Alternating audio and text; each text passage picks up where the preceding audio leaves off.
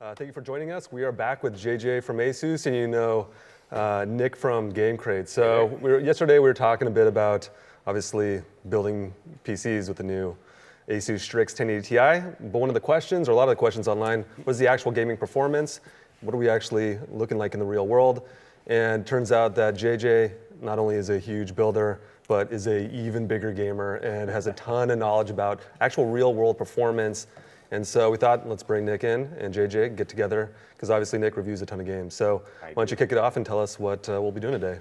Yeah, so we're going to talk a lot about game optimization, what an expert like JJ does when he sits down, he's getting ready to play a big new PC title. When you're talking about what should you upgrade if you want to improve different sorts of performance. And eventually we'll be diving in. We have Prey loaded up here, as well as Dawn of War 3. We're going to poke around in the graphical settings a little bit, and we're going to take a look at what you should tweak, what kind of performance you should be expecting in different sorts of game environments. Yeah. So I think a good place to start, like with a system like this, a system like you guys were constructing yesterday, or just talking about the 1080 Ti, like starting off with that graphics card, for somebody who may not entirely know, if you're upgrading your graphics card to something like the 1080 Ti, like what is that going to do for you in games? Yeah, that's a great question. I mean, I think we tried to give a little bit of context that when we were talking about the live stream of, really kind of the target usage scenario, right? And the way that I look at it is actually really commonly when we get users that ask us in the community to go, I'm building a gaming computer. What's the recommendation? And so they usually actually, the first thing, oddly enough, is they define the budget, right? And I usually actually go, that's the wrong way to go about it. You really want actually, the first things I'd like you to answer is going to be, what's the resolution you're going to play at, right? And then what are the games you're going to play at? Because those two things really will drive the narrative as to why you would want to jump into something like a GTX 1080 Ti. So if somebody comes back to me and says, look, I'm super interested, I want to play Overwatch. Now Overwatch, it's a new popular title, it's got a well-defined engine, it definitely looks great, but it's not necessarily also the most demanding game. Although when you get into online competitive games where essentially you have a lot of variability in terms of the number of on-screen characters, the effects and stuff like that, it can be really difficult to kind of create an average in terms of what is required to define that gameplay experience. And that's always been the case in the Battlefield series or the Call of Duty series, where that fundamentally the gameplay experience is very different from single player, as to opposed if you jump into like a 64-player multiplayer map, right? You're going to need totally much higher end hardware to be able to maintain that experience. And so I think when you look at something like a Ti, the great thing is that really it gives you the most flexibility to approach any type of almost gaming narrative that you want, right? So if you want ultra high refresh rate gaming, that is legitimately a thing. There's users that want to be able to play, FPS games, 120, 144 hertz, 165 hertz, 240 hertz, right? Or you go into users that are looking at multi-monitor gaming. You got 4K, now even 5K. Spanned resolutions are even larger, right? If you're talking about like 3 monitors, you can be talking like 7, 8K resolution type gaming scenarios. So I think that's what you're looking at for that class of GPU. But again, it really depends on the game. It's really interesting. There was you ever played like Bit Trip World Runner? Yeah. Okay, so that's like a really funny example. Is like you could span this game and you could run it on a really large resolution, and you still wouldn't need something like a GTX 1080 Ti. So it gets back again to what's the type of game that you want to play. That it will help to ultimately define whether that's the kind of the right GPU for you. Yeah. So that's definitely good insight. Like if you're planning a build, if you have a game, targeting a game on the horizon, what do you actually play? That's the question you need to ask yourself. Like, what are you going to play, and then what resolution are you going to be playing at? And try to also, I think, account for the variance. Like, I don't know about yourself, but like for me, I find myself, I'm pretty eclectic. Like I back like a lot of games like on Kickstarter or like Indiegogo, but then I'm also totally interested in AAA based titles that come out and the stuff that's kind of there in the middle. So I totally could go from playing something like Bastion to like Dawn of War to then like Prey, right? And the gameplay experiences are entirely different.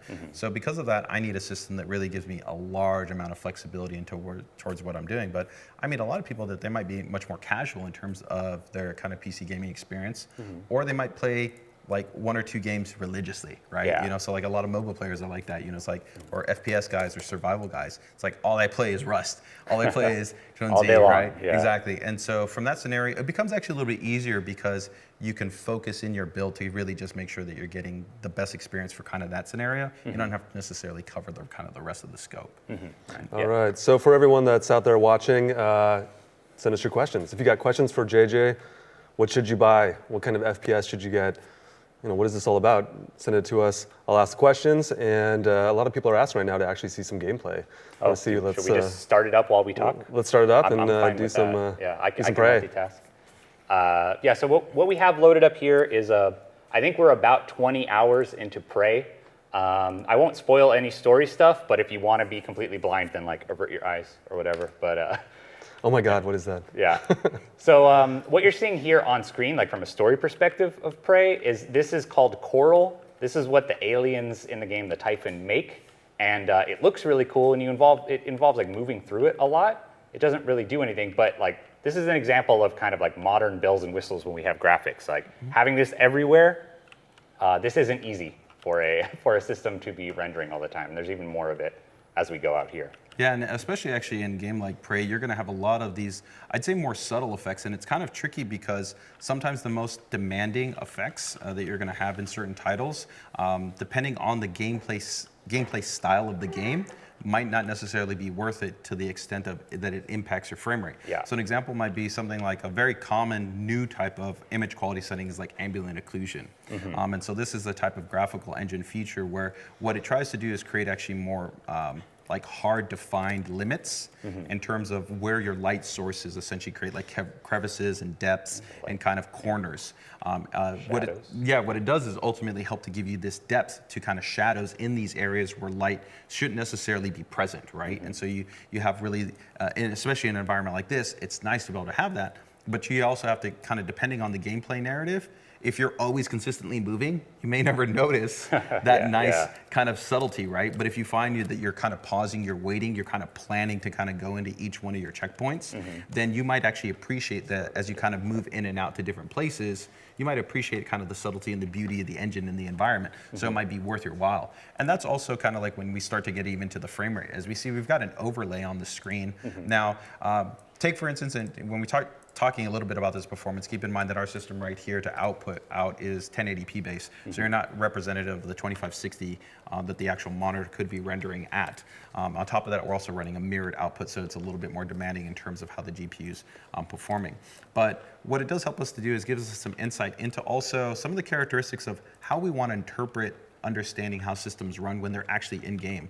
A lot of times when things get kind of stress tested and evaluated, they're a little bit more kind of done from the perspective of kind of stress test levels. A great example of this is, while we're talking more right now about the kind of GPU, is if you look at the CPU. The CPU temperature performance is actually at an average of only 42 degrees, right? That's considerably lower than any type of stress test will normally induce a temperature for a CPU. And actually what we see definitely is the GPU, even though we've got this huge ultra high performance heatsink on this GTX 1080 Ti, and it's keeping it quite a bit cooler than the reference. The reference is about 84 degrees. Here we're at 60 degrees. That's showing you that there's a big difference. And even if you actually ran, if you go back to like our live stream for the GTX 1080 Ti, under Unigen, when we were looping it, we were getting actually higher temperatures than what we're getting from an actual real in-game experience. So what this also shows you is that you can't necessarily even always look and evaluate sometimes the temperature information you see, quote unquote, in reviews, and apply that unilaterally to be like, oh, that's the temperature experience that I'm gonna get when I'm playing a game. Because it could be totally different, right? You could jump into this and then you could jump into another game, you can do another game, and they're all gonna be a variable. So it's kind of useful that once you kind of jump into games like this, you can start to kind of look at this information and see kind of what makes the most sense for you. Yeah, I was going to ask about that specifically. Like, we'll hop in a second and mess around with the graphics settings for a game like Prey. But so is your typical thing is you tweak the graphics settings, I imagine, when you first start playing, but then do you go back and continually tweak as you're playing and like based on the results you're seeing? So I think I'm like a little bit. There's the recommendations that I make to users and the way that I approach it. So like for me, when I actually play a game, and the way that I actually build my systems is I like to play my games the way that they actually look in the screenshots. So if the game developer releases something that looks absolutely gorgeous, I'm very cautious about making sure that I can play it. And I might even hold out playing the game until I can get hardware to ensure that I get that exact experience, because I don't want to compromise. So like of course everybody will always throw that stuff like Crysis, but that was a great example. Like I remember when they released the flood of all the image quality, the screenshots for Crysis 3, and I was like, oh, this looks amazing, right? And I was like, but I'm probably gonna have to wait to play this at that level, right? But yeah, usually what I'll do is, I mean, if I'm kind of trying to find that happy medium, is I'll load up the game. And many game developers, what they try to do is they try to have like an auto-detect system where they look at your hardware and they try to auto-define kind of what are optimal settings for your system. It tends to be about, I think, 50% right. About 50% of the time, it tends to be kind of okay, and about the other 50% of the time, it tends to be totally off. But there's a lot newer options, actually. My primary systems are running actually NVIDIA, and actually I am a big fan of the GeForce experience. NVIDIA has done actually a really good amount of work to have their internal labs do performance analysis to modern game engines, and it makes it easy for an enthusiast like myself that I can go in and they show all the different settings, and they've got a quick, easy access slider so that if I want to optimize towards frame rate or if I want to optimize towards image quality, I can do that. Now me, I'm a little bit more informed, so I'm aware of a lot of these kind of more technical settings in a system, so I can go in and I can kind of customize it. But yeah, since I tend to kind of have a very high-end type of setup, I think it's a little bit different than maybe more of our standard users, how they might want to approach their system. So I'll usually just kind of max everything up minus anti-aliasing, because usually anti-aliasing and probably ambient occlusion are going to probably be your biggest impactors of performance, right? From a negative perspective. So I might keep those disabled, right? Not even turned on, jump in, see what my frame rate is, play maybe about 15, 20, 30 minutes, see kind of where my frame rate range is at. And then from there, if I've got enough headroom and if I want, I'll start to enable some of those more advanced settings. Yeah. That's actually a really good recommendation about the NVIDIA, using NVIDIA GeForce experience rather than letting a game try to just guess what your settings are. So that's your official recommendation? Well, and it's my, even like if somebody was just talking to me like, in the forums or like in the community, actually, I find it's a legit good option. The main reason why is because they have spent a lot of time and effort to actually test a wide range of systems. Actually, even ASUS, we've worked with them to provide them a wide range of different platforms from different chipsets, different CPU configurations, to be able to kind of account for having settings. And I think the better part is that it's not a one and done option. Because it actually has a selectable range, you can define that. So if you find that I'm fine dropping down the image quality a little bit more, you can make that adjustment a little bit more easily. But they tend to be pretty solid. So I find that's an easier option, I think, most of the time to try to get your game fairly optimized. Beyond that, gameplay experience is also a big factor of this. I don't know, how many FPS guys we got right now, but a key example is something like field of view. Right? So field of view can actually have a fairly reasonable impact on your gaming experience. So if I jump into something like, like Battlefield or Call of Duty, right, your standard kind of field of view sometimes is fairly a little bit tighter, right? But sometimes competitively people want a wider field of view, but guess what? You're rendering more on screen. The more you render on screen, the more performance drops down. So it's kind of like a balancing act is, do you want that at the expense of image quality? And that's where, the game developers, they try to find that happy medium of the field of view that they give you has been balanced not only for performance, but also, to still offer, I think, a gameplay experience that's enjoyable, right? Yeah, that's really good insight. Well, we have a few questions online, so asking JJ some good stuff. Let's jump into that. Will the 1080 Ti Poseidon be available in the EU? Not quite gaming related, but it will be a globally available card. So it will be something that's going to have a little bit smaller quantity in terms of production as we push the card out than something like our Strix series graphic cards. But it'll definitely be available in the EU. And for people that are wondering, the Poseidon, this is the card right here, the big dog. We were talking about this yesterday. So for anyone who's wants to know more about this, go check out the streams that we did. We also actually have it set up in this system behind me right here. You can see it lit up. It's doing the Infinity mirror display, which is pretty cool. So it's a fun card. It's not released yet. June 1st is the tentative date that it's going to launch. Probably going to be a little bit over $800.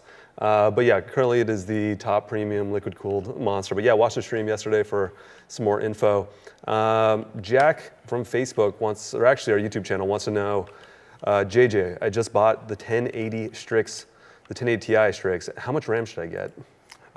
For a system, it really kind of depends in terms of how much memory you want to have in your gaming system. And this is actually a great example. So right here, if we take a look at Prey, we can see it's actually, stop right there. So we can see our memory utilization right here. Have it keep no, that's good. That's good. Right. Yeah, memory utilization is at 24%, right? And we can see it's actually at 12 gigs. And what I've actually seen that really in about the last 16 months, memory in game utilization has gone up by a factor of like 25 to almost 40%. Oh, wow. So for a really long long time, kind of that golden rule of like, oh, 8 gigs is pretty good for a gaming system, has kind of really started to move to the wayside. I think legitimately now, if you are interested in AAA-based titles, you need to be looking at 16 gigabytes of memory as your new baseline. Yeah.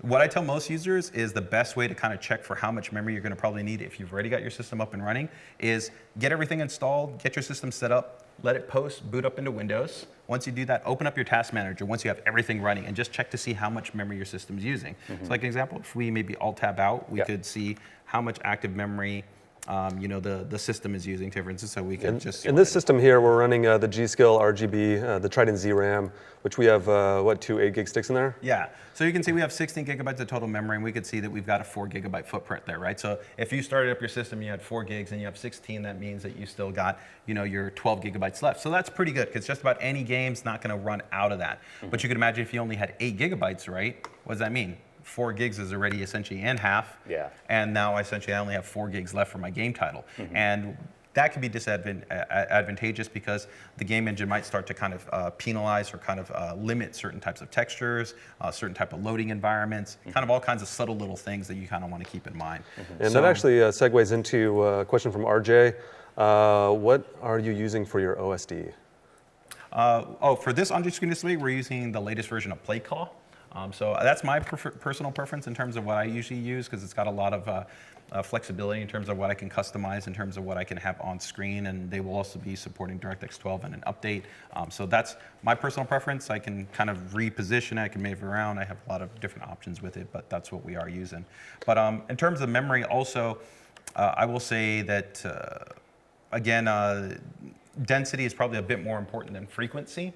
There are some game titles that are a little bit sensitive to bandwidth, and so sometimes going up in that frequency can sometimes help a little bit, but in most intents and purposes, you generally want to go for the higher density as opposed to necessarily worrying about frequency.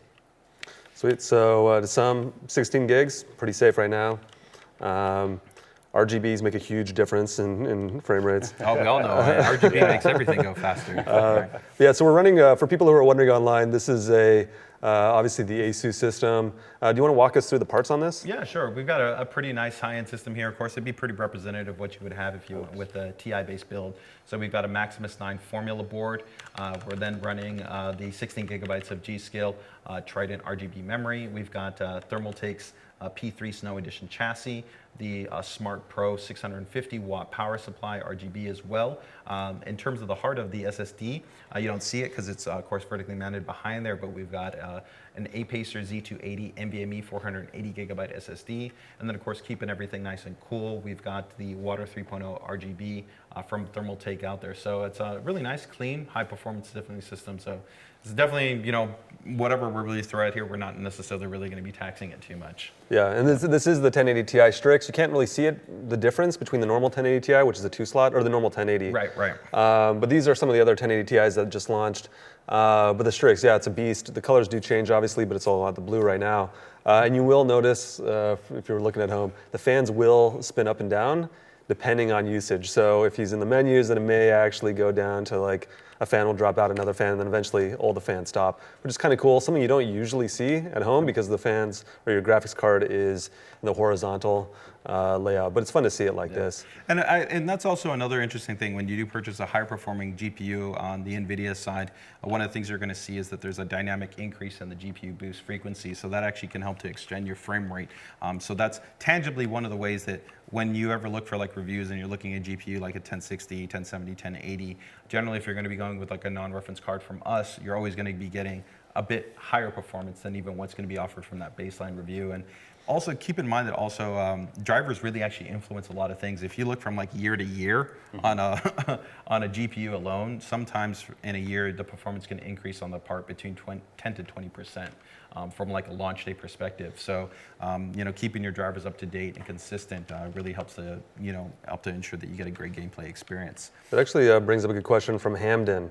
Can JJ talk about the gaming booster feature in the GPU Tweak software and how exactly it works? I assume GPU Tweak is coming with the new ASUS cards. This is the Turbo 1080 Ti. This is the Founders, obviously, so it's fairly similar sizes. both blower designs and the Poseidon and then the Strix. Yeah. So yeah, GPU tweak. So that's actually what I think we might have GPU tweak installed on the system, but essentially we have like a special service option that essentially goes through and it shuts down kind of non-needed services, as well as it also actually resets the way that the memory is actively being utilized in your system. So it restructures the way that the operating system is managing and looking at active files. And so your game essentially is moved into a priority scene, along with, like I said, closing out any unneeded services. So it's minimal, depending on the game and how much demand it's putting on, essentially you need to be responsive. You might get a little bit of a performance bump, or more inadvertently, is there sometimes weird things that can run in the background. There's so many new games that have like codependencies that run in the background that something like an application or a service can cause like a bug, like in the game from working correctly. So sometimes closing some of these things off helps to make sure that the gameplay experience is just a little bit smoother and it works more optimally. Yeah. But you had some of those options open. If we take a look here, at the graphics if we go back to one of the questions that was being talked about a little bit in terms of amount of system memory, one of the most common things that always gets debated is how much memory you really need on a graphics card. And this really, once again, depends on the resolution and the game that you're playing and some of the settings you might enable. So if we take a look right now, we can see that the actual GPU is using a little bit less than about 4 gigabytes of memory. And that's that of the 11 gigs that are on the 1080 Ti's, right? Correct. And this kind of makes sense because one, we're at a little bit of a lower resolution. We're only at 1080p. We're not like a 2560 or like 4K, where of course the larger the resolution, the more texture mapping that has to occur and things along those lines. But if we scroll down, we can see that this is something when you were asking me kind of also what do I look at, depending if I had maybe like a GPU from a couple of years ago, so like a 970 or like a 960, still a really solid GPU, still play a lot of games, but I've got a much smaller frame buffer. What I might do is open up something like this and maybe set everything first to like medium and see how much memory utilization is being, how much memory is being utilized. And then from there, I can kind of begin to selectively do one click at a time. And that's one of the things that becomes a little bit time consuming, but that's really the easiest way to figure out where is that kind of the bottleneck in some of those settings. Because what you'll find is some settings have very little performance impact and some settings have huge performance impacts. And it kind of depends on how much of a, I would say, global level of how much on a global level they influence essentially the game engine. So anti-aliasing is kind of one of these things where it has to analyze pretty much everything that's on screen and apply some form of geometry to it to be able to kind of smooth things out, right? And here we can see they've actually got a couple of different options. So we've got FXAA, then there you have, of course, SMAA, which is actually the hardest. This is a super sampling. So for those of you that don't understand how something like this works, essentially what it's doing is it's going to render the game at actually a higher resolution, and then it's going to downsample it. That's advantageous because it gives us even a sharper, really cleaner image.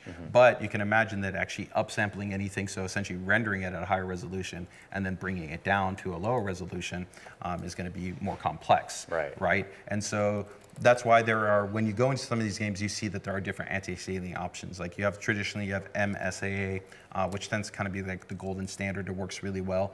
It's fairly taxing. Then you have SSAA, which is very, very taxing, probably the most. And then you've got these kind of weird ones in the middle, like TXXAA or FXAA, things along those lines, which are kind of like weirder options that sometimes are game engine dependent, maybe even GPU dependent between certain companies. Because some of these can be very taxing, like you might not even think that this could cut down your performance by like 40%. That's why you don't want to arbitrarily just kind of just fiddle with it. Kind of just max it up. So it'd be interesting. So right now we could, let's just go ahead and see what happens if maybe we go up to like 2x. And let's go ahead and apply it and drop back out and see how things kind of move along in terms of that regard. But that's kind of the way that I tend to kind of approach things is look at some of those kind of higher level settings.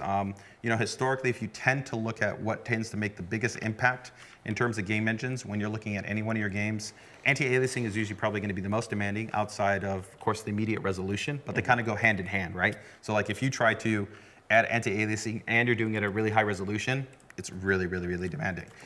Second options that also tend to be really, really demanding is anything that relates to like light. Right? A lot of that in this game. So anything when you look at options that are like bloom or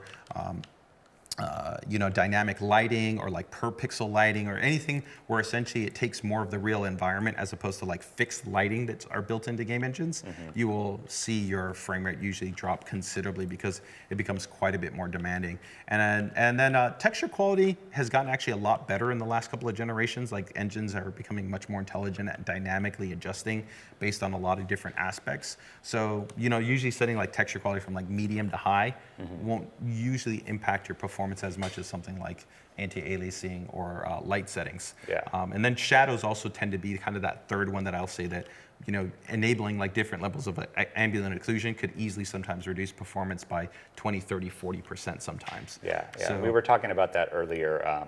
Like if you look at the options that Prey gives to you, like they can do the directional occlusion and reflections. Yep. You have full resolution options or half resolution options. Yep. And these can make a big difference if you're not getting the performance you want.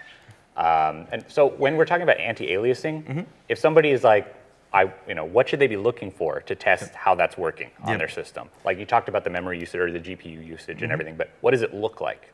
Yeah, so that's actually one of the advantages, again, if you use something like the GeForce Experience, because they actually do screenshots for all the different settings. So when you go into the application and if you make the adjustment to slide, it'll actually show you the difference between what you have disabled and what you have enabled. And so you can actually directly see, but usually in most clear situations, kind of the general consensus of the benefit that you will have when you apply some form of anti-aliasing is you're smoothing out your edges.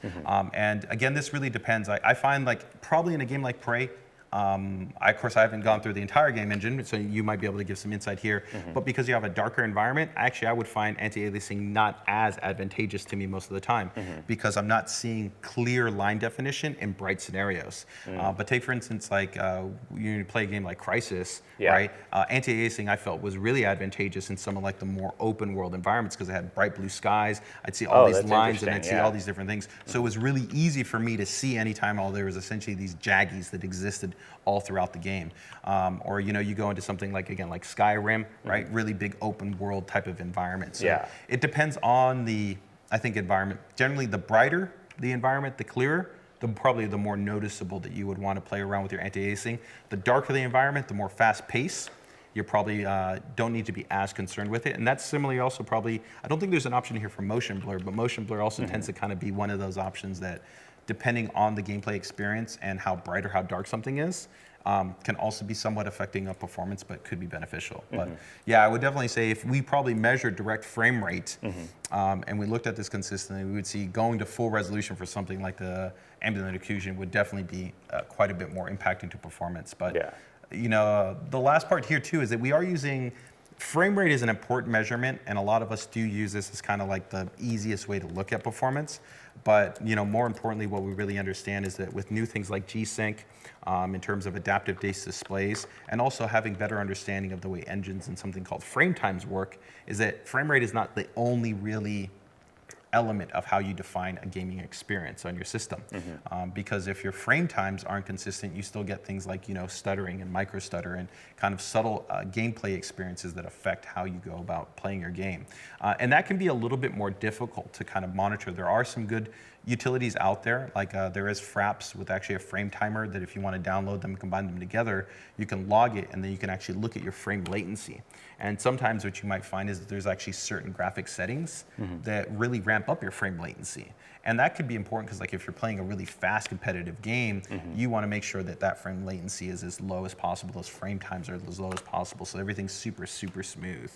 Speaking of frame rates and resolution, what is the monitor? What resolution are we looking at? What is the frame rates? So does it have G-Sync? Yeah, this is a PG series monitor. So like all PG series monitors, it does feature G-Sync. What are you doing then, man? This is 2560 by 1440. So this is pretty much, I'd say, the gold standard for what most standard enthusiast gamers generally want to run at. It's a great balance. So 1440. Yeah. And then 144 hertz. Yeah, this one actually I think is maybe the updated panel, so it's 165 hertz support. Okay, yeah. But it also has G-Sync. So when you're using G-Sync or even FreeSync, some type of adaptive refresh rate technology, right? The refresh rate isn't as important. It's part of the display chain process and it can be relevant, but there's a lot of other considerations. And oddly enough, even little things like actually the mouse can be equally as relevant. When you start to go into really high refresh rates, you actually need to have a high polling rate to be in alignment, because you need them actually to be equally on the same plane in terms of minimizing the input lag that's throughout the entirety of the display chain. And what frame rate are we currently running at? It looks like 110, 104, around there. So, 120, 130. a little bit more of the 30, Let's 30 chill frames. out in 0G for a while and see what that does to everything. Yeah, it's interesting that you were mentioning like Crysis and everything, because that was like the gold standard for a long time. Like this is this is a CryEngine game, and for most accounts, like Prey is a very well optimized PC game, especially in contrast to I'm gonna die right now. Especially in contrast to Dishonored 2, which was the previous game from Arcane Studios.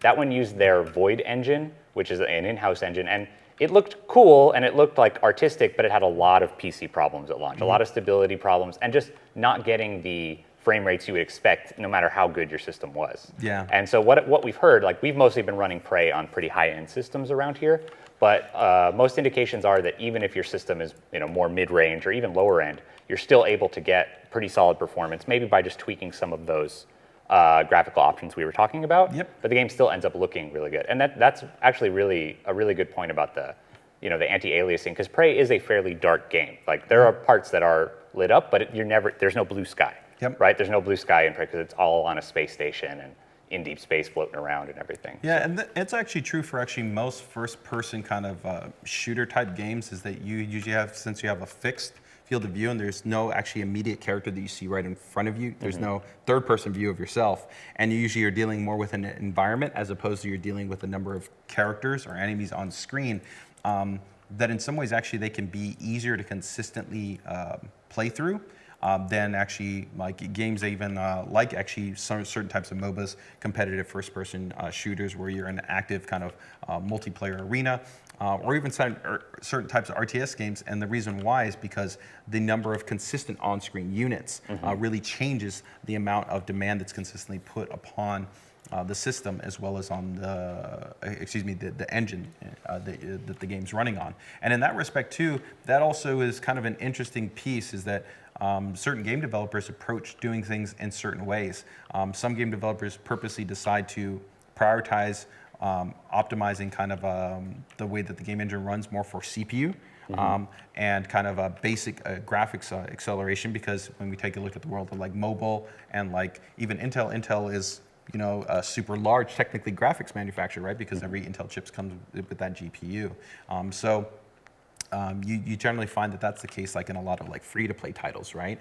But as you go into like more demanding custom first-person shooters, AAA titles, that's where you really see that there's a lot of custom game work that goes from the game developer and maybe GPU developers like NVIDIA to say, how can we help to even enable more kind of features and functions because we've got more horsepower capable? And that whole question of optimization gets kind of tricky, because optimization can also in some ways mean that are you leveraging the technology of what that graphics card can support, while also that equally might mean that it becomes quite a bit more demanding for the card to render. Yeah. Right? So like if we talk about per pixel and voxel-based lighting and all these type of functions, technically I would say that it's optimized to be able to support that, even though if it's very demanding. But you could also say that from an end user perspective, maybe having all those features also will limit the number of systems that could comfortably play it. So it's kind of a tricky balancing act. So one of the things that people are pointing out online is they're seeing a lot of screen tearing. So for people at home, you're wondering what's going on, we are actually exporting 2 signals out of this PC. So one's going to the G-Sync ASUS monitor, and another one is going into our streaming machine, as well as a monitor that we can see, the footage of what's from the cameras. Yeah, that's all on the encode side, definitely. Exactly. So it's being G-Synced to the monitor, but not to the actual stream. So that's why you're seeing some jaggies, and then also your home monitor is going to be a different frame rate. So there's a lot going on there. I cannot tell a lie. There's no screen tearing on our end. I promise. But if that was an issue, what do we do? Like if I'm getting screen tearing, what do I need to fix? So that's a good question. So I mean, there's a couple of different ways to kind of handle that. One is, do you want to resolve the screen tearing? Because of course there's some gamers, if they're not running something like a G-Sync enabled monitor, they might purposely be running with V-Sync disabled to be able to actually have the highest frame rate, right? But if you want to preserve kind of the most optimal fluid experience, well, not fluid, but I'd say non-tearing experience, right? Then you will purposely go in and turn on VSync. The problem that you have with that, though, is that, of course, that it has to kind of half down in terms of the refresh rates that are supported. So if you want to try to, I guess, never walk into that scenario, the only easy way that you can kind of tend to compromise is you, in newer GPU drivers, you have kind of these adaptive refresh rate options, where essentially what it will do is that when it gets to a breaking point, it will then go into tearing, but when it's not, it will maintain in a VSync. So you have some selective options that you can sometimes assign in the driver. Other options that are available to you is, of course, just dropping down and optimizing the settings to better play on your hardware so that you don't run into that type of issue. So this kind of depends on what you're trying to define for your gameplay experience. And for those of us joining us, we are live at Newegg Studios. I am Josh. I keep dying. Nick from GameCrate, who keeps dying in horrible ways. And of course, JJ from ASUS, who stuck around. We did some streams yesterday, and then we got to talking about games, and we're like, let's just start playing some games and talk about it. But so actually, the reason is we're here for the 1080 Ti launches. So currently, in this system right here, we have the Strix. This is the Beast 1080 Ti. We also have the new Poseidon, which is actually on the system behind me here.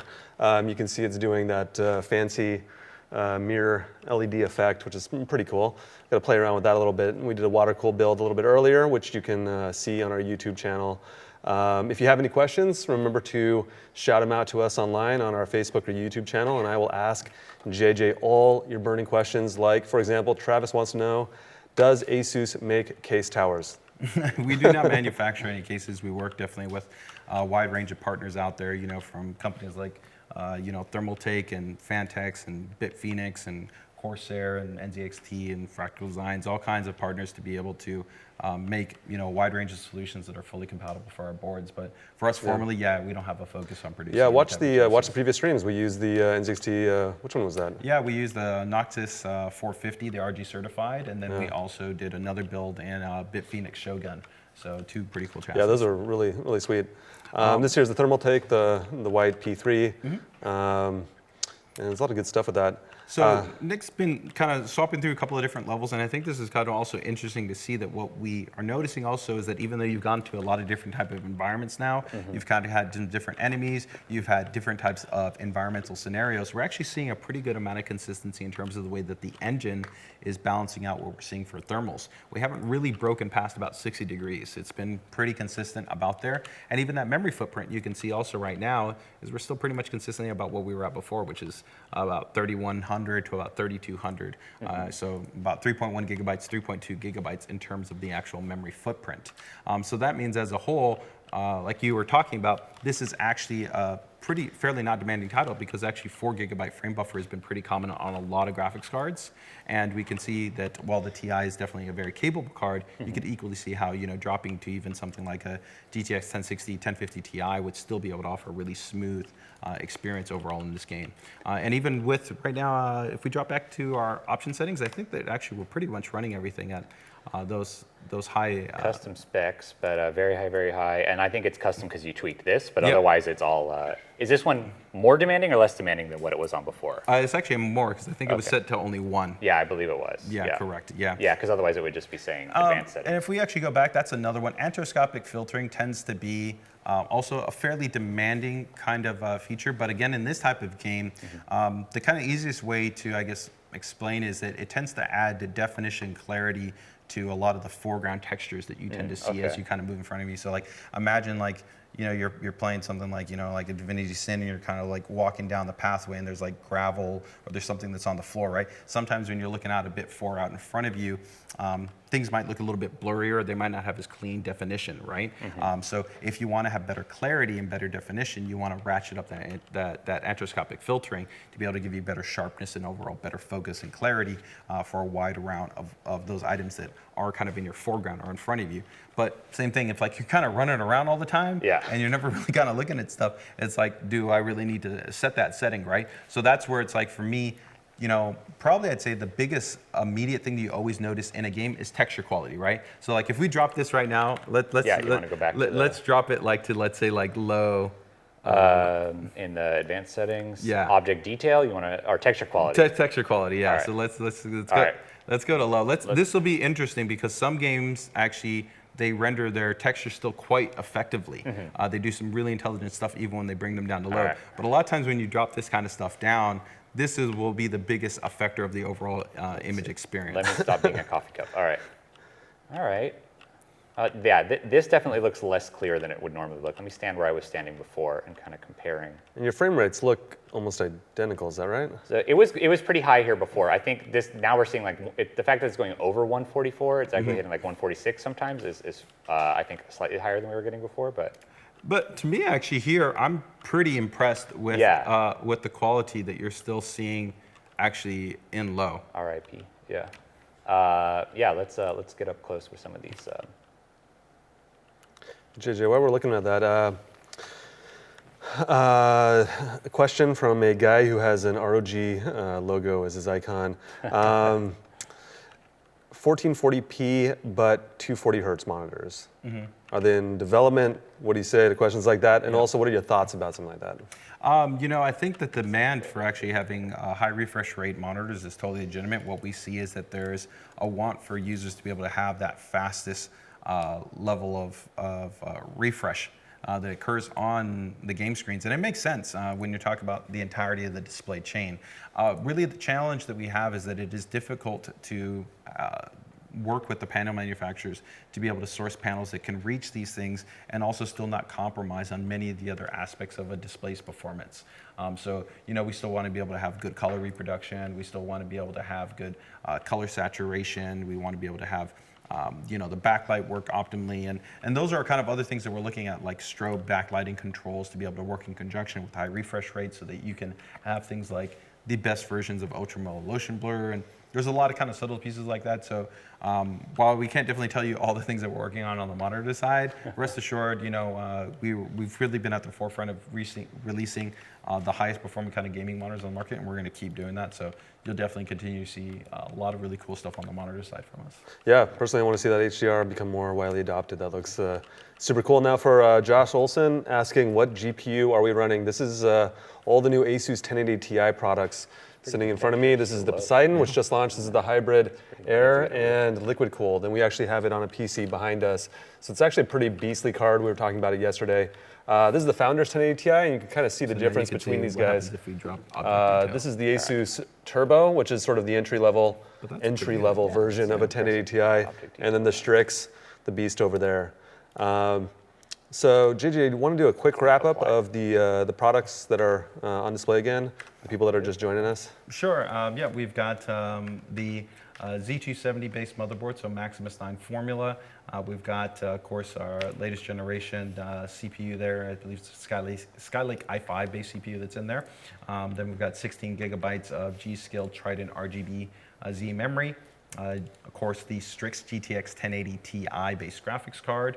We've got the Thermaltake Smart Pro RGB 650-watt modular PSU, Thermaltake P3 Snow Edition chassis, and then the Water 3.0 RGB-based triple closed-loop water cooling solution. So all the way, very representative, I think, of a high-end gaming system that you would be putting together for something like a GTX 1080 Ti. Yeah. So now we have low object detail. I'm really not noticing a ton of difference. I wonder if it would have made a difference if it said it applied it, but it's always a question of, do I have to actually relaunch the game, right, yeah. to see? It says it applied it in the middle of it, but how much time do we have left? I wonder if it's time to switch to Dawn of War 3. Yeah, I mean, we can definitely try dropping it out, but this is a good example of where, like, that's what I tell people is that, you know, it's having something like this helps you to quantify and try things out. Now, what we can definitely see is look at the memory footprint. Even though you feel that right now it still looks pretty good, right? But look at where your memory footprint is at. It's now only at 2 gigs of memory utilization. So we have dropped, we can see that we've dropped an entire gig, where when you were going through the entire world environments, right, you were generally sitting at about 3.1 to 3.2 gigs. So we can definitely see that there has been an influence in terms of the amount of memory that is being used on the graphics card. So these are kind of those things where, like I said, if you load something like this up in there, you can go in, you can dynamically adjust your settings and kind of see what works best for your system so that you can help to maintain the best type of performance over time. Now, correct me if I'm wrong, but it looks like we're really bumping up on that 144. So my guess is this is the 144 panel on this. If it currently has the G-Sync enabled, yeah. I don't know if also, it could still actually be the 165, but you have to enable the 165 in the menu. That's right, you Correct, overclock. Yeah, for the overclock, overclocking. yeah, and I don't believe that that's been turned on. Okay, so that makes sense. And what again, there was a question on the name of your display software I believe that this you're one using. it should be the overlay is Yeah. Play Claw. Play clock. Yep, Play Claw. Play claw. Yep. All right. What temperature should we be looking at? Like how high is too high? That's actually a really good question. So in most situations, generally the GPU is going to be entirely safe even up to 80, even 85 degrees. There's a lot of kind of thermal management that's built into not only the driver but the hardware to help to kind of ramp the fans up so that even if things get hotter, all it does is it will just get louder to kind of keep everything cool. But for both your CPU and your GPU, I'd recommend to most users that you want your target to be anywhere between kind of like that 50 degrees to about like up to as much as 80 degrees. Of course, though, the hotter something is, generally you will begin to sometimes see slightly affect your performance because not only for both CPUs but also for GPUs, there is kind of this dynamic kind of reduction of frequency that as something gets warmer, it's going to kind of bring those frequencies down. So you will see a bit of a reduction in your performance. I mean, not to like an insane degree, we're not talking like you're going to lose like 20 frames or anything like that, but you will see a little bit of a lower performance. If your card is running consistently cooler, especially with any modern NVIDIA GPU for the last couple of generations, the GPU frequency will actually go up, right? And maybe that's actually something if we run our actually log file in the background, I can show you guys if you want to see how you could run something like that. Yeah, that would actually be great. Do you want to do that in Prey or in Dawn of War? We can do better? either which one, it actually won't matter. So Okay. how I'll do this for you guys, so if you guys are wondering, is that we'll have GPU-Z, I think, open here. It should have it, I think, installed. Actually, we could do it with GPU Tweak. So JJ, we'll knock out a few questions while Sure. load that up. Is ASUS working on an in-house AIO? No, we are not. We are. Nope. We don't manufacture any type of cooling solutions. Could you tell them if you were? Or I would do my best if you guys wanted to know. I would try to tell you. If you saw the stream yesterday, that we were rocking an ASUS all-in-one water cooler. It's actually it just comes with a sticker in the box. You put that on any sort of Corsair or Thermaltake, and boom, you got an ASUS water cooler. So right here in actually GPU Tweak, you could use GPU-Z, which is a popular free application, or GPU Tweak actually will even work on non-ASUS graphics cards, but here we've got an ASUS card. So we just go into the little monitor, and the monitor we can see that we've got different fetch intervals, so we can set this to like 1 second, all right? And so once we do that, it will automatically create a log file for us, and here we could see that we've got a full real-time readout where we could actually look and we could see what the frequency is in real time. So take for instance, if we jump back into Prey, it's going to load up the game and we'll see what the frequency looks like. oh, I actually have to load because I keep dying. All right. So JJ, quickly, there's some questions about the keyboard and the mouse. People think they're really awesome looking. What are we rocking? Yeah, these are actually our latest peripherals that we just released. This is the brand new Gladius 2. So this is an update already even to our previous Gladius 1. It is a very high performance gaming mouse. Of course, you can see it's got integrated RGB lighting. We could synchronize it with the rest of our system. It's got Japanese Omron switches, which are pretty cool. You can actually swap the switches underneath here so that you can actually change the actuation pressure. Because for some gamers, you might find that you like to click really quickly. Some you might want to click a little bit harder. It's very similar to kind of like defining the characteristics of finding the right kind of keycap for you from a keyboard. Yeah.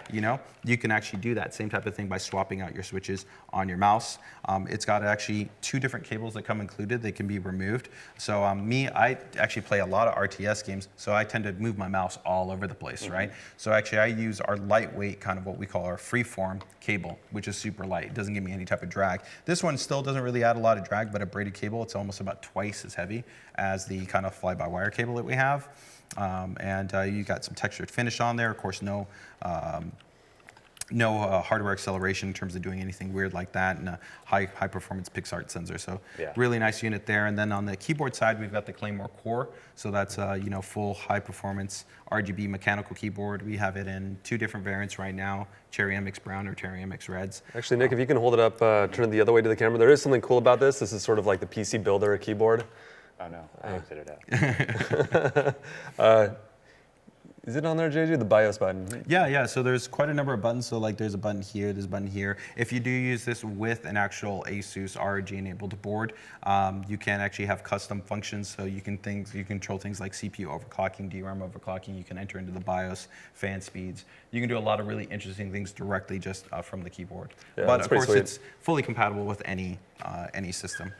Yeah, as just using this mouse for a bit, I haven't had a chance to use it before, but I'm personally a big fan of the sniper button, the way it feels, the shape of it, the way it really rests right in the right spot, and it's not something you're going to hit accidentally, but it feels like it would be easy to use when you needed to toggle it.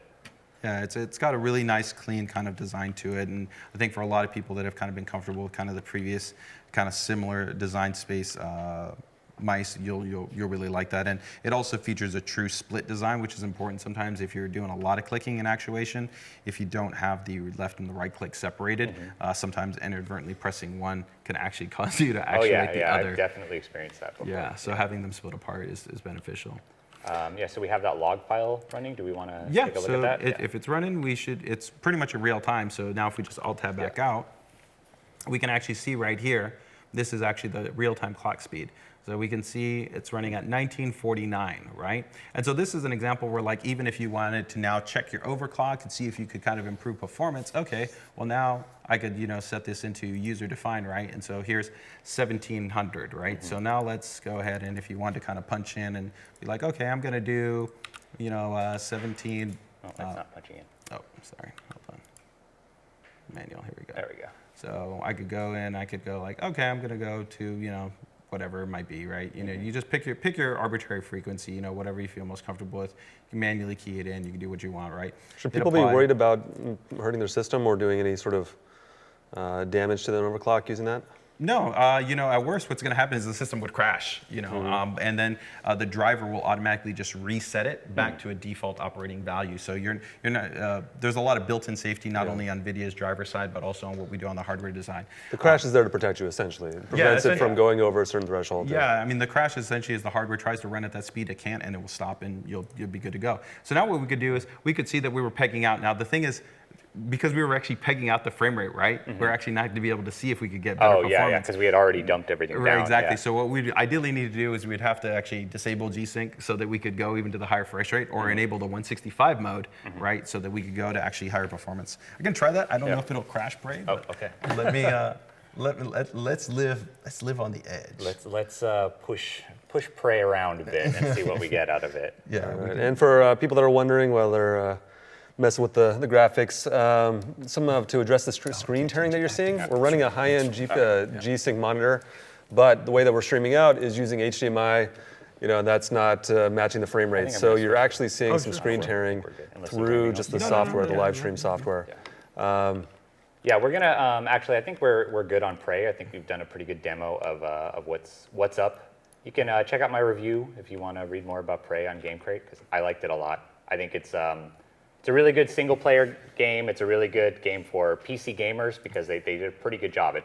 We've seen too many unfortunate PC ports of titles like this lately, and this one is not one of those. This is pretty well optimized. And thumbs up for a strong, actually, single-player campaign. I mean, for somebody like me, I know a lot of people out there really enjoy competitive multiplayer games, but actually, for me on the PC, I'm first and foremost a single-player campaign I'm the same guy. way, yeah. So I'm really thankful when I find a game that has actually like a solid just campaign that I can play through, and it's got interesting gameplay mechanics. It's got different level of design, and it drives my interest. Yeah.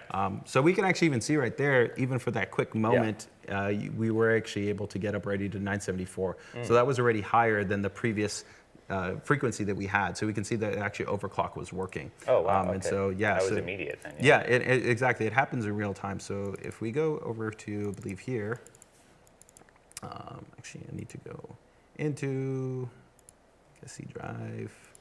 It's going to be in GPU tweak. Go into our log. Oh, we got a lot of different log files. Should be that one, right? Yeah, that would have been the one we just started. Last one right here. So here you can actually see it was dumping kind of all of our information. But you can see right now it's already dropped down to 240 megahertz, right? Because of course it's not actively doing anything, right? It's dropping down. But here you can see the card was actually running consistently at 1974. So you could kind of compare that. Now, of course, it would be easiest if we would have gone from load to load so that you could see what consistently would have been the marker. But if you kind of wanted to check and optimize your performance, if you were playing a game and you were short a little bit on the frame rate, that's kind of a really easy way that you can do this, is that, you know, check your frame rate, go into the same level, have it load for about a consistent minute or so, see what that frequency is running at, then see what your FPS is at, right?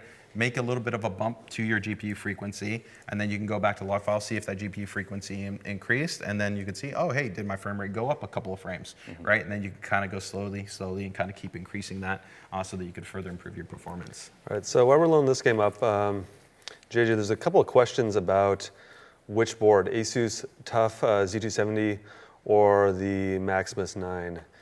A lot of people are wondering about reliability, quality, Hero, formula, what board we have here, kind of what you'd recommend. So, you know, that's a really important point. There's not a fundamental difference in terms of the overall kind of inherent reliability or quality. When people kind of ask what's the right board to go with if I just want a solid, reliable board, you know, everything from our entry level, you know, Z270-A board, you know, or the entry TUF Mark 1, it could be the TUF Mark 2. Or, you know, a Maximus 9 Hero board. They're all fantastic boards, and they're all made to be able to offer a consistent, reliable experience. Really, what should define which board you want to consider is going to be your budget and kind of some of the inherent features and functions. So, like a great example is we don't have this turned on, but this might have been interesting for like a more competitive first-person shooter. But this motherboard has a feature that we call Sonic Radar. So, if you jump into actually like a first-person shooter game, we can actually analyze all the audio calls that happen in game, and we can give you a real-time HUD on screen that actually shows you where the shots are coming from. And for this generation, we've actually even entirely redesigned the engine so that you can accentuate certain parts of the frequency range. You can have it be delayed in terms of how much it comes on screen and things like that. So like if you're maybe hiding behind something and you're getting shot at and you want to kind of outflank somebody, you could see, oh, the shots are coming from this direction. Wow. Right? So you increase kind of the position accuracy. Now, is that going to be for every single gamer out there? No, but maybe for somebody that kind of really is looking for some kind of little bit of an edge, maybe wants to be able to apply that to kind of their gameplay experience, that's a benefit that comes with only like our RG series motherboards and some of our Strix series boards. That's not try that out on some Overwatch. That sounds interesting. You cheater. Unfair advantage. Well, you know, I mean, you know, you could argue that somebody that has a G-Sync enabled monitor, you know, has a high-end GPU. There's a lot of gray area in that, for sure. I mean, you know, and that's why, you know, like in esports, right, if you go into even like the serious campaigns, they limit everything, right? They don't allow you to have customized mod this, you don't do this, everybody has to have the same thing. But, you know, they say aimbot's a cheat. In the open world of environment, you know, there's you know. I put a piece of tape on my monitor right in the middle of it. It can vary quite a bit. But yeah, I mean, they're all great boards. Fundamentally, you just want to look at what are the really key features, the difference, right? I'd say the biggest area of where I think TUF are great boards for first-time builders. They just want long-term builds. Users that are looking for a little bit kind of more professional usage or prosumer usage. It's a great option.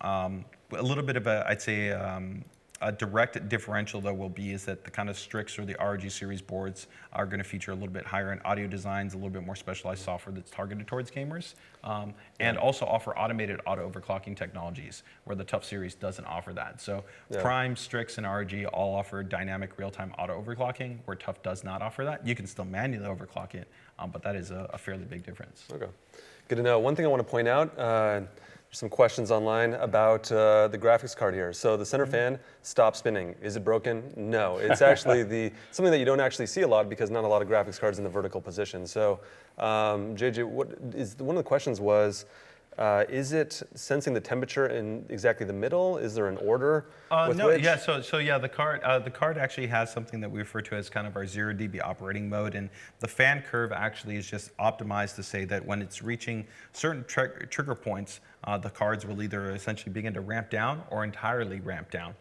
So when it's at a low enough operating temperature to be able to maintain the quietest level of operation, and this is actually common for some less demanding games. So like if you were loading up like Team Fortress, like Dota and some of these kind of titles, or a lot of like indie games where there's just not a demanding load on the graphics card, the fans won't even spin because the card can essentially run passively without any issues.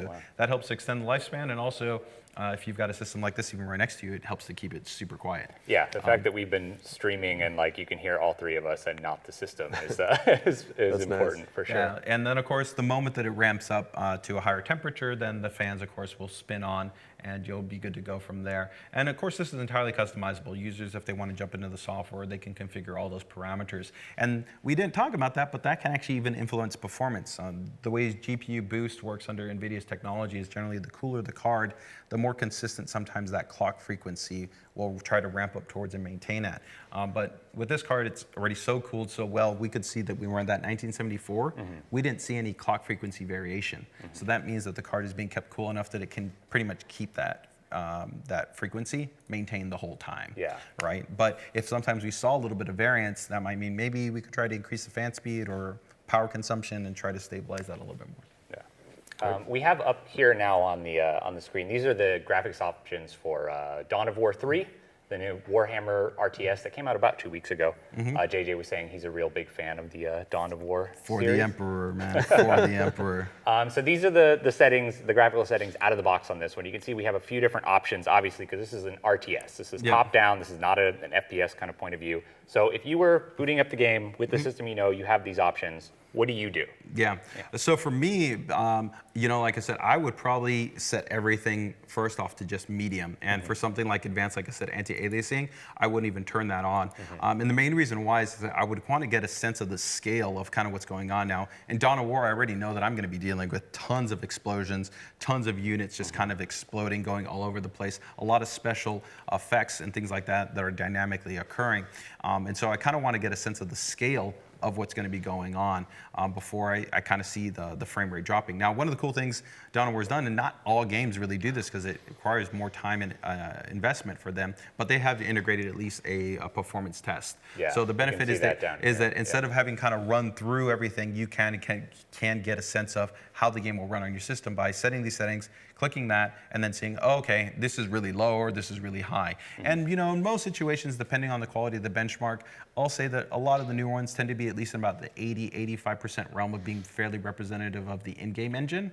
So that means like, okay, if this dumped out and gave us with an, that the average frame rate was 120 frames, that means, hey, I've got a lot of flexibility that I could go ahead and just ramp up the settings on here and go to much higher image settings, right? Yeah. But, if I was sitting there, there's like, okay, your average was 35, and I was like, okay, I might need to actually drop some of these settings because, my frame rate is kind of dipping down below where really I want it to be, right?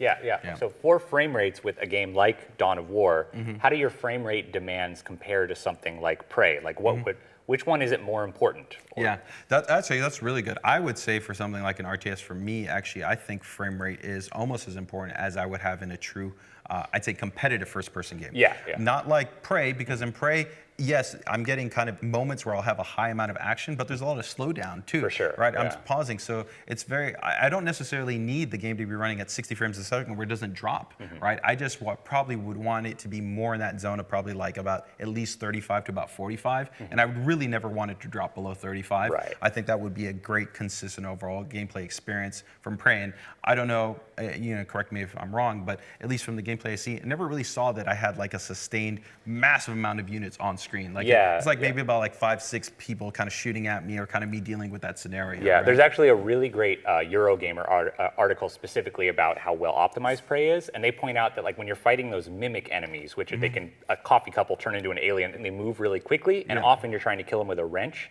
Like that's an example of it during those moments of the game. That high refresh rate, Sure, that could be beneficial. And frames per second like that. So the fact that it does have that, but for the majority of the game, you're it's not as demanding as like an RTS where you need to have as many frames per second as possible. And especially just because of the nature of RTS where you've got so many different units, and again, the complexity of how you're dealing with the map, right? Like if I've got 4 sets of different teams and I've got all these different units going on screen and they're all shooting stuff like that, that's the last thing. I don't want to be chugging as everything is just kind of exploding, going all over the place. Yeah, I'll actually load up in 1 second, but why don't, so do you think we should just load up, do you want to set everything to medium? What do you want to do before we load up the campaign? Well, let's go ahead and try it out. Let's live on the edge. I want to see Oh boy, maximum image quality. I want to go higher. Let's see what they say here. Yeah. Advanced image features such as shadows to make the game look better. Of course, higher settings require higher performance card. Okay, that's Yeah, fine. I think we can handle it. I think we can handle it. Now, this could be an interesting one, unit occlusion, because that means we're talking about kind of those shadows.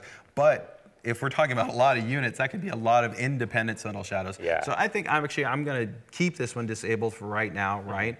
And technically here, this shouldn't matter because we've got G-Sync, but if we just turn it off, anti-aliasing, I say let's go ahead and maintain the role of keeping it off. And texture detail, we'll keep at that higher setting. Yeah. Physics too, because I really enjoy, like in a game like this, actually seeing like all the dynamic kind of explosions and all those different things going on. So I want to go that route. So all right. Let's go with that. Well, oh, and we can see it's telling us we're going to get about 240, 250 frames. So let's. Is that good? Is that good?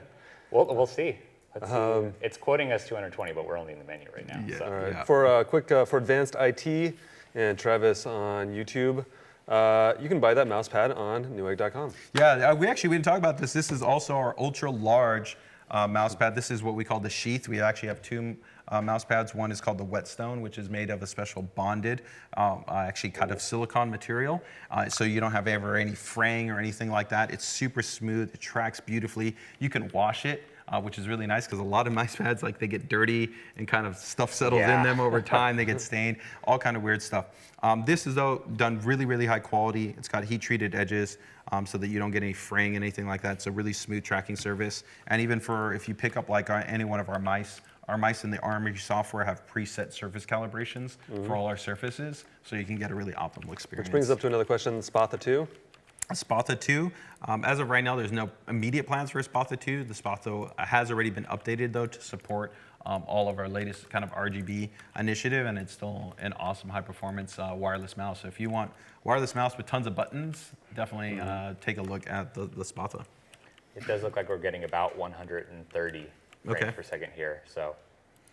Yeah, and you can see all the smoke and the unit detail. This is about. And that's the other thing with this type of game too, is that not every RTS would like this, but this is very kind of in the realm house of like Relic and Sega, where they allow you to kind of do the panning in and out. And so that's important because you have to account that as you pan out, you're going to see way more units on screen. So your frame rate will drop down, but when you actually go in, the frame rate will actually go up, right? And so that's kind of the other kind of subtle thing that you have to keep in mind with this type of game engine that you don't have to really account for in something like a Prey, right? Where as you're pulling in and out, frame rate totally will maybe swing like 40 frames, right? So it's quite variable. I think that, you know, it's perfect in terms of what we'd be seeing. Like me personally, if I was playing, I would probably want to be in that sweet spot of, I'd say, like 60 to 90 frames is where I'd really love to be as far as my range, whether I'm in or whether I'm out, because I want to be able to have super fast fluidity as I'm kind of moving all around and have stuff kind of going on in all these different pieces. Yeah.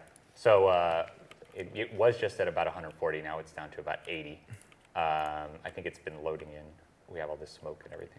Yeah, and you can see that it's also having an account for like Yeah, there's a lot of down here. there's a lot of variation in depth, right? Yeah. You know, so yeah, and I'm sure as we get into some like if you got into the campaign and you got into some of the end world points where cool. usually there's some it's 40K, so you know this is civilization on the extremity of warfare. Yeah. So there tends to be some pretty insane matches. Yeah, and there's a good article about specifically this game's performance in PC Gamer where they were running through it, and they were saying that if you have the right setup, you can actually get you could get 60 FPS in 4K with this game with a 1080 Ti. We're not gonna be able to see that because of how we're streaming and everything today, but if you always wanted an RTS that looks great and that you could play 60 frames per second in 4K, Dawn of War 3 might be your game. Yeah, we're on a 1440p screen right now. And another thing to keep in mind too is that what we've also seen is that a lot of games that have a lot of built-in logic. So Prey actually doesn't really have that much AI built into it. All games have some form of AI, but RTS games and games where you have a lot of kind of actional-based enemies, they actually have sometimes much more dependency on the CPU. And that's actually where you find like Total War, Warhammer was a great example of this, is actually it's scaled exceedingly well on multi-core processors. So you actually saw significant differences from something like a Core i7, 7600, 7700K, even moving into like, like a 12-core, like a 12-thread-based CPU, because there's so much character AI that's going on that has to be balanced across the processor. And so this is one of those things where GPU generally is the biggest driver of performance, but CPUs can still influence and affect the total performance performance gameplay experience because still things have to be rendered through and pipelined through the CPU. So you still have to find kind of that happy balancing act of finding a CPU that does work well to still provide a solid foundation for the gameplay experience. So what CPU are we on? This is a Core i5, so it's only a quad core. So Yeah. depending on, I haven't done enough benchmarking, but based on my previous experience with the amount of engine units and a lot of what goes on in the engine, I'd say that it might be possible that actually going over to like an 8-thread CPU might actually enable a little bit higher frame rate. So it'd be the i7. Right, just because 7700K, there's so much yep. more going on within the game in terms of the amount of AI that has to be rendered and processed. Yeah, but it's it's a lot of performance, especially with the Strix 1080 Ti. Oh man, look at that Imperial Guard going there. You were saying before, which is your side when you're playing Warhammer? Oh, it depends on how, on what I feel, because I've even played tabletop, so I've got, a Chaos Squad and I've got a Classic Space Marine Squad, from the storyline, I generally, of course, will favor, of course, playing out, the traditional Space Marines. Mm-hmm. But that's, I think, one of the interesting things is they're giving you kind of the ability to be able to select, the different races and be able to kind of drive different narratives. And each one of them kind of have their respective pieces. And the great thing that I think you really do here is that each one of the races play differently, right? You fundamentally have different gameplay scenarios, and there's breadth and depth to that. It's not like it's literally the same characters with the same features, and you're going to play them exactly the same, and they're just kind of skinned it differently. So for me, that adds depth and fun to it because I might want to, I don't know if I want to play, with the Eldar versus, playing with the traditional Space Marines. Imperial Guards, man. Imperial Guards? That's what's up. Well, you're sticking with humans, huh? Yeah. All right, so there's a bunch of questions from Sterling, Shane, a number of people. It's kind of a generic question that comes up a lot. Like, what kind of graphics do I need to get a certain number of frame rates over 60 in, say, Overwatch? What do you recommend? A 1060 card? Mm-hmm. It's almost impossible to say. Is there some resource that you'd say people to check out, or how would you, approach the conversation of I'm looking to upgrade, I want good 1440p. Mm-hmm. What do I get? Yeah, it is difficult. There's not really an easy kind of clean definitive source. The best kind of scenarios I've seen some of that is NVIDIA sometimes on, certain game launches, works really closely with the game development creator to be able to kind of break down entire profiles of the GPUs, the performance at different settings and things along like that. But they don't do that for every game. But that's where the GeForce Experience software, I think, comes in, where they do that generally for almost just about every big title that gets released, is they do optimization profiles. But I think what you can at least communicate is that there is kind of GPUs that really hit the sweet spot of, regardless of what you throw at them, they're generally going to offer a solid gaming experience. I think that the GTX 1050 Ti is a very solid part and does really, really well at 1080p. For some maybe more moderate games, could even kind of encroach a little bit into 2560. But I think that you want to be like at that 1060 class GPU if you're legitimately trying to play just about anything and you want to be able to hit 60 frames. I would say, and that's also VR ready. Yeah, I'd say really any game is possible even at 60 frames a second with the 1060, but you will find that you will have to compromise to some degree on some setting to maybe reach that consistently being reached. But the point is that I could do it, right? Yeah. I might mean that maybe no AA, or maybe I have to drop a medium quality setting, but as a whole, I'm still gonna really see the overall engine. I'm still gonna experience really good performance and a really good gameplay experience. If you go beyond that in terms of the GPU, really the main benefit starts to go in that you start to be able to enable more image quality settings. And one thing that we haven't talked about, and I don't know, in your experience, have you actually tried it? Oh, is that big unit down there? Oh yeah, it looks like a dreadnought, man. Yeah, I think you get that on your side, I believe, in the campaign, because they have It's interesting to see units. that the memory footprint here is, at least at these default settings, where we still don't have a couple enabled, is already at 2.5 gigs. Compared to where we're at with Prey, but temperature performance is still pretty similar. Look at that. An interesting thing that we haven't talked about were a lot of gamers that still only have 1080p monitors, right?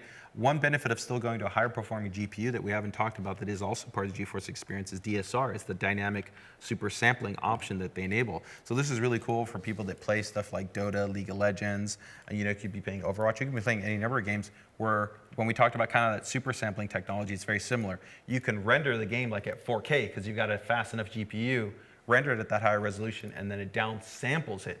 And the sharpness and the fidelity that you get and stuff like when you go into like fields or like, you know, textures, they just look so much sharper and So so you're much saying crisper. actually play the game in 4K even though you're on a 1080p monitor? Yeah, because what it does is it will render the game actually at that resolution, right? And then it downsamples it back to your resolution. So is that a setting in the game that you set the Yeah. the resolution in the game at that?